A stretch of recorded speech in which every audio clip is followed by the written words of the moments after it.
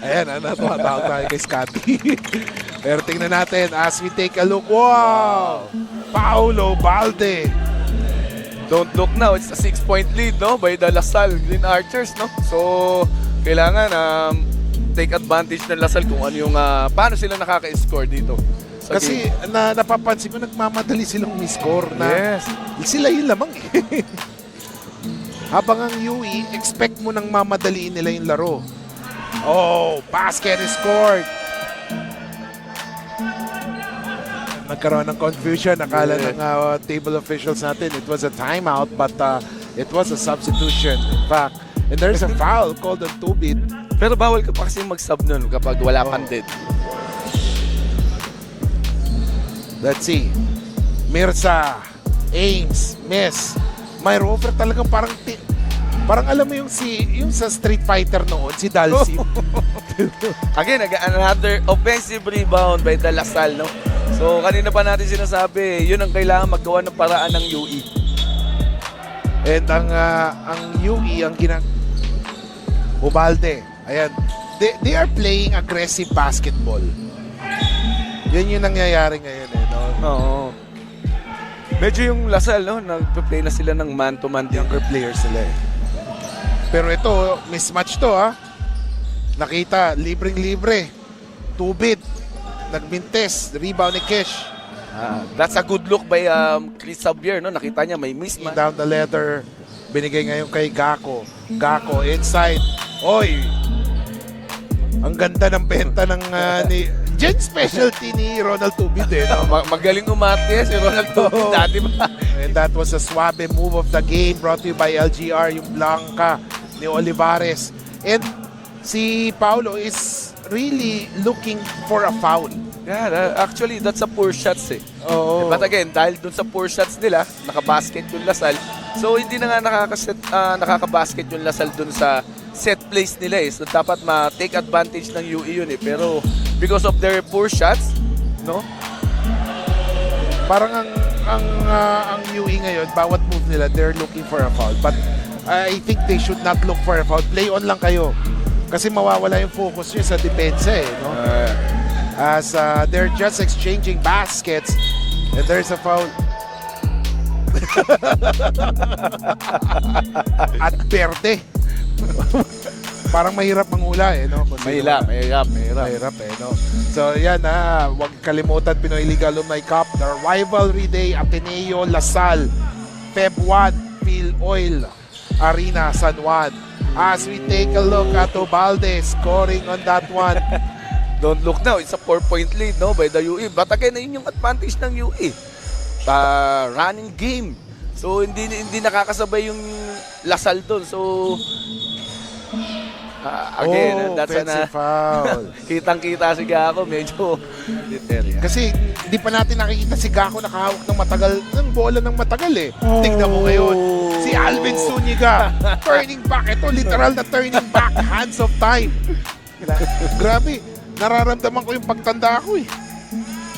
As we take a look at Jerwin, fourth shot. That's a poor shot by Jerwin Gako. At nag-fake a foul. And now, UE has the lead. What a time to take the lead. Pero ito, Rico, sa pangtalon, nakuha ni Boo. Floater, using the board. At again, galing sa offensive rebound naman yun, no? So, again, ito yung sinasabi natin kanina eh. Sabi natin sa kanina, yung UE underman. Pero again, makikita mo yung UE kahit underman sila, yung laruan nila, walang kulang-kulang. Talagang player game. So, tingnan natin ngayon. Ito, si Aquino. May hawak ng bola. Aquino.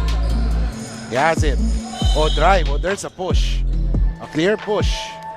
Kukuha tayo ng balita mula kay Aliyah Fediliaga from ang ating courtside reporter. Aliyah, ano ang bago?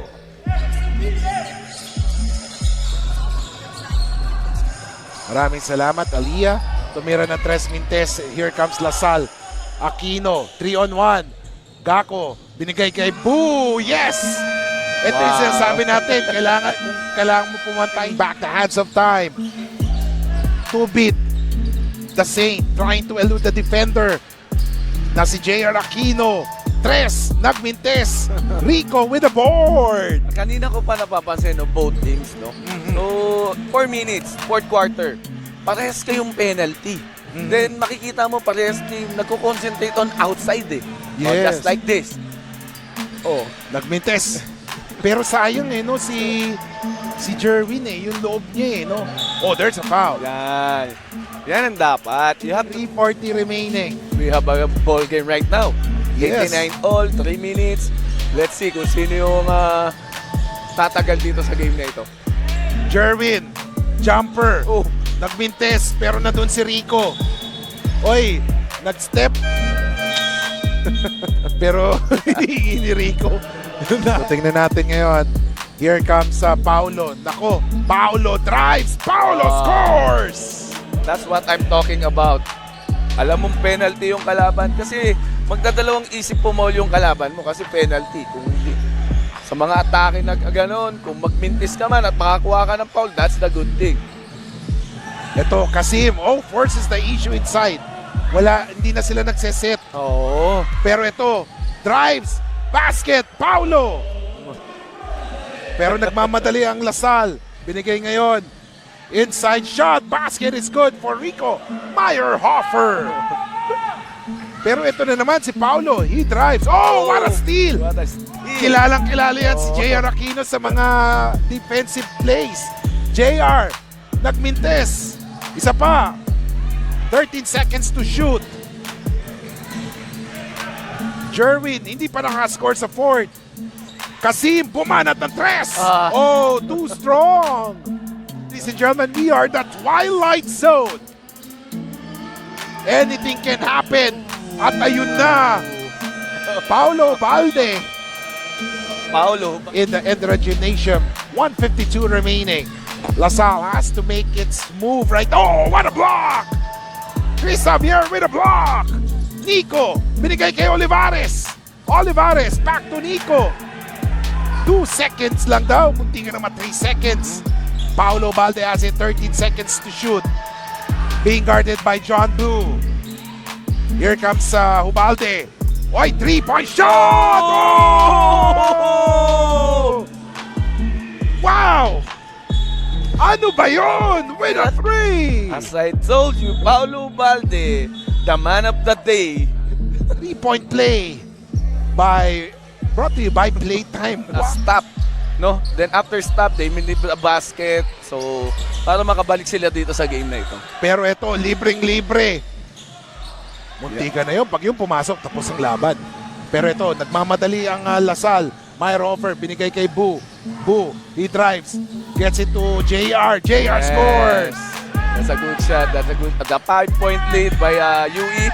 Let's see kung anong gagawin ng UE dito. Kung sino ang hahanapin nila. And hindi nila kailangan magmadali dito sa game na to. Yes. Just play one good defense. Babalik pa ang bola sa kanila. Kanina ang UE ang nagmamadali no? Pero nakakatuwa yung Lasal. Kita mo kahit na this is the man of the hour. Oh, Muntikan muntikan na. In and out. Pero tingnan natin. Oh, that's a bad foul by Olivares, no? Oh, penalty na sila So, tingnan natin. 39.87 seconds. 5-point lead. Parang nabura lang yung free throw ni JR no? And a foul is called on Jerwin. Pero tingin ko, si Mirza, pero si Boo, binigay kay... Oh, yan. Yan ang namimiss nila, yung inside basket. That's an easy 2 points, no? Pero nag-gamble na sila. Let's go for Nick. Alam mo nang hindi Pero tingnan natin. Oh, there's a foul by Paulo. That's a good foul naman by Paulo. Kaysa naman makabasket pa, the hard foul. Dito no? It's either easy 2 or 3 points. Oy, ayan. Lahat. Oh! Wow! 101.99.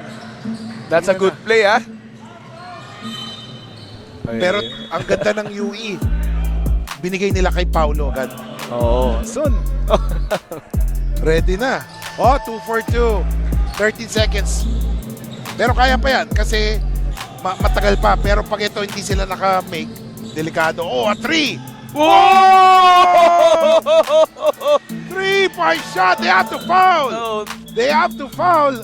5 seconds. Oh my. Kapatayo na lang tayo eh. No? Oo, grabe yun. Look Siyempre. at that 3-point play brought to you by Playtime. At saka yung tira niya, anong bato niya eh, di ba? Okay. Diskarte ng UE dito. Oh! 5 seconds. Rico, binigay kay Mirza. Tumira na 3!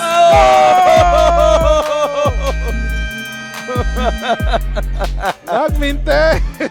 That was a good ball game, no? By UE and Lasal.